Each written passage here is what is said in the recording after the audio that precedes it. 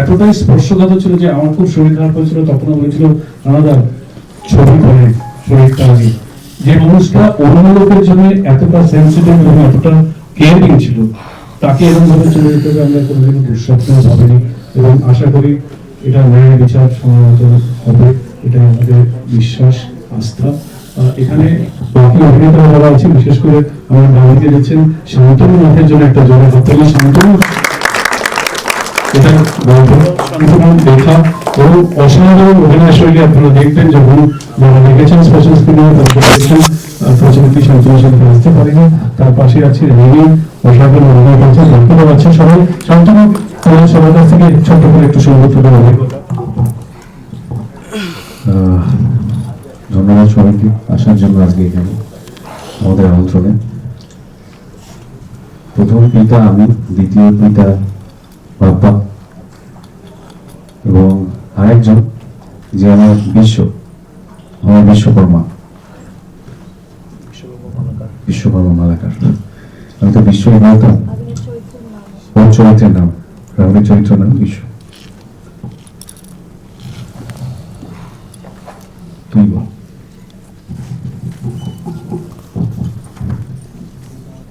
সবাইকে, বড়দের সবাইকে আমার প্রণাম। সমবাসী সবাইকে আমার অনেক ভালোবাসা।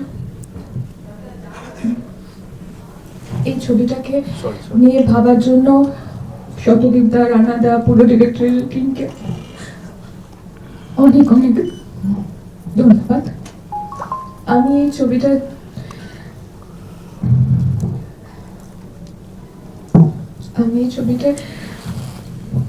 কাজ করতে পেরেছি, ছবিটিতে একটি চরিত্র আছে, তার জন্য ডিরেক্টর বাপ্পা স্যারকে এবং শান্তনু দাকে অনেক অনেক অনেক ধন্যবাদ।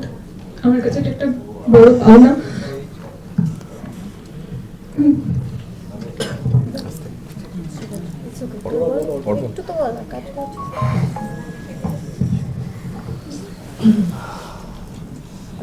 জয় পরাজয় গানটা আমার রাহুলদার সাথে প্রথম কাজ, এবং ভাবতে পারিনি এটাই শেষ কাজ হবে। বাট আমরা জানি, মানে আমি কাজটা করতে গিয়ে রাহুলদার সাথে, মানে যেদিন আমি সেটে যাই এবং সেই দিনকে রাহুলদা বসেছিলেন এবং আমাকে বললো যে বেশি নাচাবি না তো আমাকে দিয়ে, কিন্তু নাচতে পারি না।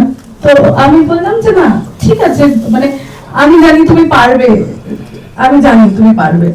এবং অদ্ভুত ভাবে যে অসাধারণ একটা কনফিডেন্সের সাথে যে মানে টেক গুলো দিয়েছে রাহুলদা,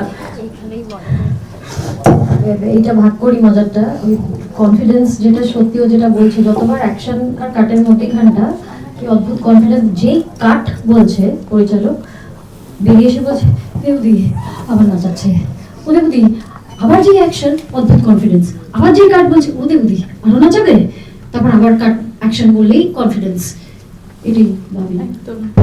এবং পুরো গানটা আমি দেখেছি, মানে একটা মানুষের এতটা, মানে হয় না একটা মানুষের মধ্যে একটা অরা থাকে, এই মানুষটার মধ্যে সেটা ছিল। কারণ পুরো গানটা ওখানে বসে আমার সামনে আমাকে বারবার করে বলছে যে গানের লাইনটা আমাকে একটু বল, এবং পুরো গানটা ওখানে বসে মুখস্থ করেছেন উনি।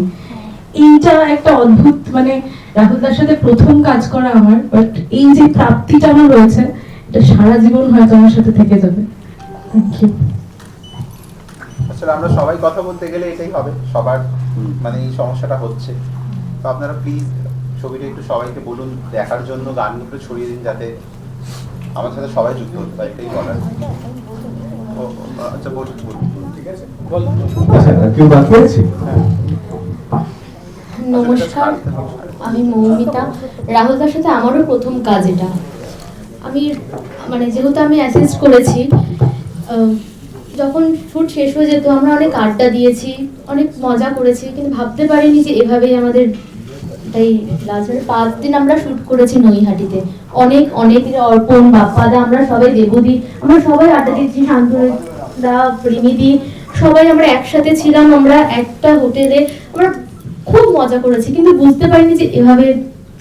সত্যি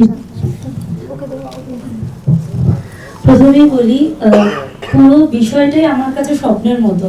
আমি কখনো ভাবিনি এত বড় একটা অপরচুনিটি পাবো, এত বড় তারকাদের সাথে আমি কাজ করতে পারবো। খারাপও লাগছে, যদি দাদা থাকতো খুব ভালো লাগতো বিষয়টা। আর উনি আমাদের মধ্যেই আছেন, যাই হোক, থ্যাংক ইউ। বোঝা যাচ্ছে সেটা প্রতিপদে। এই বলে আমরা শেষ করি আসলে ও এক লাইন বলে দিন। আমি সম্পূর্ণ একটা অন্য বিষয়ে কথা বলবো, সিনেমাটা নিয়ে বলবো মূলত আগে। তো আমি এই সিনেমাটার সঙ্গে যার জন্য যুক্ত হতে পেরেছি সেটা হলো প্রথমে শান্তনু দা। শান্তনু দাই আমাকে একদিন ফোন করে বলে যে এরকম একটি প্রজেক্ট হতে চলেছে, তুই কি যুক্ত হবি? তো সিনেমাটার শুটিং নৈহাটিতেই হয়েছিল এবং ঘটনাচক্রে নৈহাটিতেই আমার বাড়ি।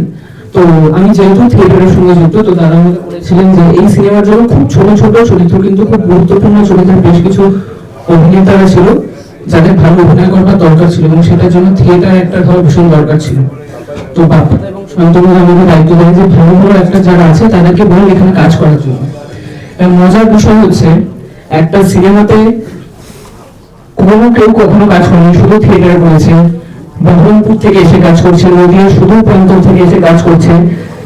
আমাদের বাংলা ইন্ডাস্ট্রিতে একটা বড় বাজেটের সিনেমাতে এরকম সৌভাগ্য অভিনেতাদের হওয়াটা খুব কঠিন হয়ে যায়। থ্যাংকস টু বাপ্পাদা অ্যান্ড হিজ টিম, শান্তনুদা, যাদের যাদের আনা হয়েছে তাদেরকে নির্দ্বিধায় কাস্ট করা হয়েছে। রাহুলদা তাদের প্রত্যেকের সাথে অভিনয় করছে। তারা জীবনে এরকম এখানে এই সিনেমায় অনেকেই আছে যারা প্রথমবার ক্যামেরা ফেস করেছে, ভুল চুক করেছে, রাহুলদা দেখিয়ে দিয়েছে। এবং সিনেমাটা যখন বেরোলে তাদের জন্য খুব ভালো, তাদের জীবনের প্রথম কাজ 2 বছর আগে হয়েছে, এখনো আটকে আছে। বেরোলে তারা মানুষকে দেখাতে পারবে তারা প্রথমবার কাজ করেছে। তো আমি সেটার জন্য গোটা টিমকে থ্যাঙ্কস জানাতে চাই যে তারা এই সাহসটা দেখিয়েছে যে নতুন ছেলেমেয়েদের তুলে আনতে হবে। নতুন ছেলেমেয়েরা যদি না আসে তাহলে কি করে বোঝা যাবে বলুন তো যে আমাদের এই বাংলাতেই কত ভালো ভালো অভিনেতারা আছে। তো সেটার জন্য আমি গোটা টিমকে থ্যাঙ্কস জানাতে চাই। তো আশা করছি যে বেরোলে হয়তো খুব ভালো লাগবে আপনাদের সবার। Thank you. আর রাহুল দাকে নিয়ে যেটা বলার, আমি কিছুই বলতে চাই না, কারণ রাহুল দা ব্যক্তিগতভাবে আমার এতই কাছের মানুষ ছিলেন, আমার রাতের বন্ধু ছিলেন, আমার দাদা ছিলেন। তো সেটা নিয়ে আমি পাবলিকলি কিছু বলতে চাই না আর কি।